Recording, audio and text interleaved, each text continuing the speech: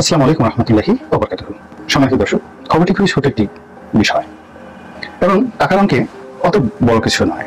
সেটি হলো বাংলাদেশে যে সকল ভারতীয় নাগরিক কাজ করেন বৈধভাবে এবং যারা বৈধ চ্যানেলে বাংলাদেশ থেকে ভারতে টাকা পাঠান, এরা কত টাকা পাঠান এরকম একটি হিসাব আমাদের যে অর্থমন্ত্রী আমাদের সংসদে তুলে ধরেছেন। সেটি হলো গত 10 মাসে বাংলাদেশ থেকে এভাবে 600 কোটি টাকা, আবার বলছি বাংলাদেশ থেকে গত 10 মাসে 600 কোটি টাকা বেতন ভাতা বোনাস হিসেবে এই ভারতীয় নাগরিকদের যারা বাংলাদেশে চাকরি করে তারা ভারতে পাঠিয়েছে। তো অর্থমন্ত্রীর এই বক্তব্য নিয়ে দারুণ বিতর্ক চলছে। এই কারণে আমরা জানি যে ওয়ার্ক পারমিট নিয়ে ব্যাংকিং চ্যানেলে টাকা পাঠায় বা ওয়ার্ক পারমিট নিয়ে আমাদের দেশে কাজ করে, আয়কর পরিশোধ করে এবং নিয়ম মানে, এদের সংখ্যা 1 থেকে 2%। বাকি 98 বা 99% যে ভারতীয় বাংলাদেশে কাজ করে বলতে গেলে অবৈধভাবে, এবং কেউ কেউ বলে যে এদের সংখ্যা প্রায় 10 লাখ।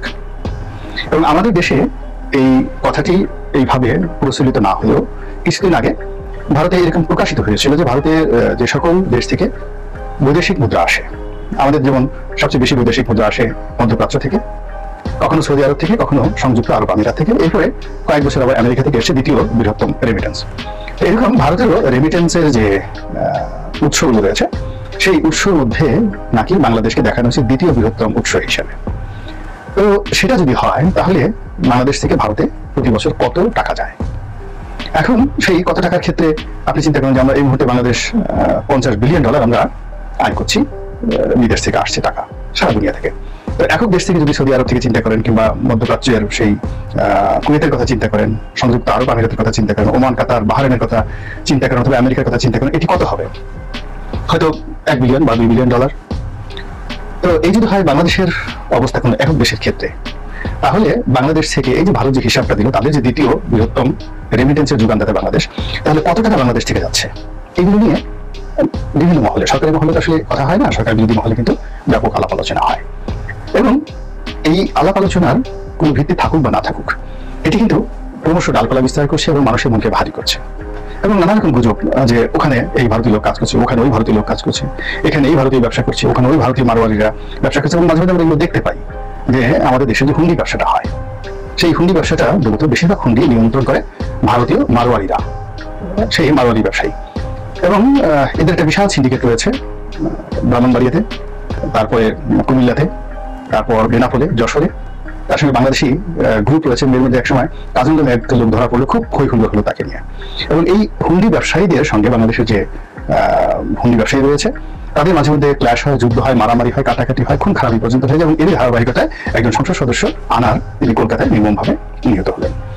কাজেই যদি আপনি এভাবে যারা বাংলাদেশে কাজ করে এবং টাকা পাঠায় তাদের হিসাব ধরেন, তার বাইরে যদি চোরাচালান ধরেন এবং এই হুন্ডি ব্যবসা ধরেন, তাহলে বাংলাদেশের সঙ্গে ভারতের যে লেনাদেনা হচ্ছে, সেই লেনাদেনা আমরা বৈধ পথে এলসি করে যে টাকা ভারতের সঙ্গে লেনদেন করছে, এখন বাংলাদেশের 1 নম্বর ট্রেড পার্টনার হলো ভারত, দ্বিতীয় কিন্তু চায়না। আমরা এখনো চায়না থেকে যে আমদানি করি সেই আমদানির ভলিউমে ভারতের সঙ্গে আমাদের তুলনায় হয় না। ভারত এখনো 1 নম্বর, অর্থাৎ আমরা সবচেয়ে বেশি পণ্য বৈধ পথে ভারত থেকে আমদানি করি। কিন্তু চীনের সঙ্গে আমাদের কোনো চোরাকারবারির কোনো লেনাদেনা নেই, কোনো হুন্ডি ব্যবসায়ীদের মানে সেই হুন্ডি লেনদেন নেই আমাদের।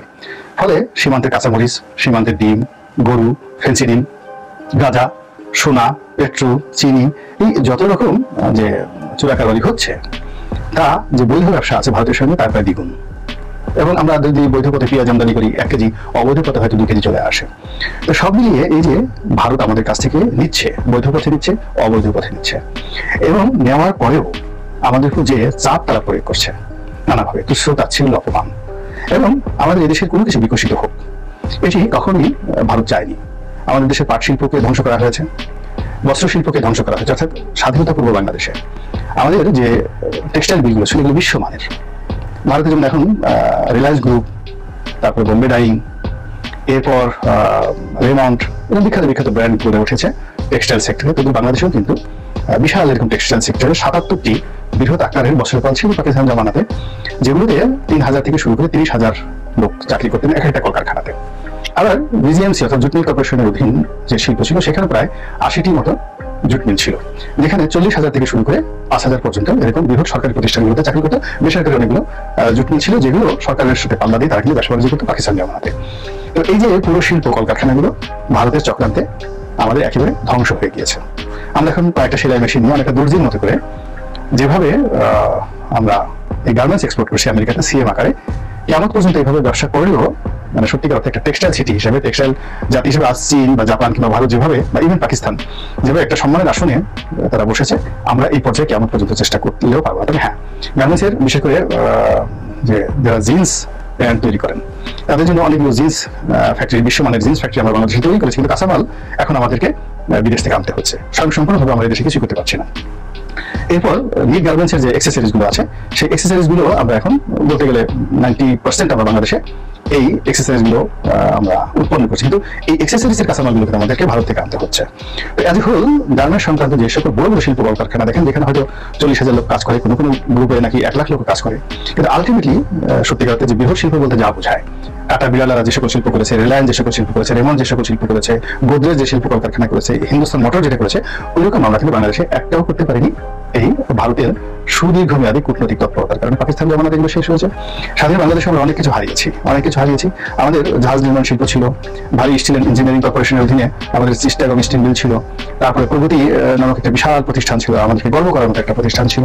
এই সবগুলো প্রতিষ্ঠান কিন্তু এখন বন্ধ হয়ে বা ধুপ করে চলছে, নামকাবস্থায় চলছে, ভিন্ন নামে চলছে, কিন্তু আমরা ঠিক সেই জায়গাতে যেতে পারি না। আপনাদের মনে আছে বেশি দিন আগে না, এই 82-83 সনে এই যে ঢাকা শহরে যে 6 নম্বর বাসগুলো চলতো, সেই বাসের যে বডি আপনি দেখেন তো, একটা স্মরণ করে দেখেন, লেখা থাকতো প্রগতির তৈরি, মানে আমরা নিজেরা তৈরি করতাম। তো সেগুলো সেই কখন হিন্দুস্তান মোটরস থেকে আমরা মেশিন আনতাম, জাপান থেকে আনতাম, চীন থেকে আনতাম, এমনকি জার্মানি থেকে মার্সিডিজ বেঞ্জের এনে এই প্রগতি যে সকল বডি তৈরি করতো। এখন টাটার যে দোতলা বাসগুলো, ইভেন আমাদের যে ভলভোর যে দোতলা বাসগুলো আমাদের এসছে, আপনি দেখেন তো সেই 6 নম্বর বাসের সমপর্যায়ের বডি কেউ তৈরি করতে পেরেছে কিনা এখনো পর্যন্ত। আপনি দেখেন ওইগুলো রাস্তায় নামালে এখনো মনে হবে আধুনিক, অনেক আধুনিক। এগুলো আমাদের ছিল, আমরা সেই জিনিসগুলো নষ্ট করে ফেলেছি। নষ্ট করে আমরা এই যে ভারতের যে একটা ধনতান্ত্রিক পুঁজি ব্যবস্থা, সেই পুঁজি ব্যবস্থায় আমরা ঢুকে পড়েছি। এমনকি আমাদের ইলেকট্রিসিটি, আমরা এখন সেই আদানি গ্রুপ থেকে যেভাবে ইলেকট্রিসিটি ইম্পোর্ট করতেছি, ভারতীয় কোম্পানিদের মাধ্যমে আমরা যেভাবে এখানে সে একটা পর একটা বিদ্যুৎ প্ল্যান্ট স্থাপন করছি, সব মিলিয়ে আমাদের যে জীবনযাত্রা, ব্যবসা বাণিজ্য, ব্যাংকিং, বিমা, সবকিছু যে মেইন সুইচ, এগুলো এখন ভারতের হাতে চলে যাচ্ছে বলে অনেকে অভিযোগ করছে।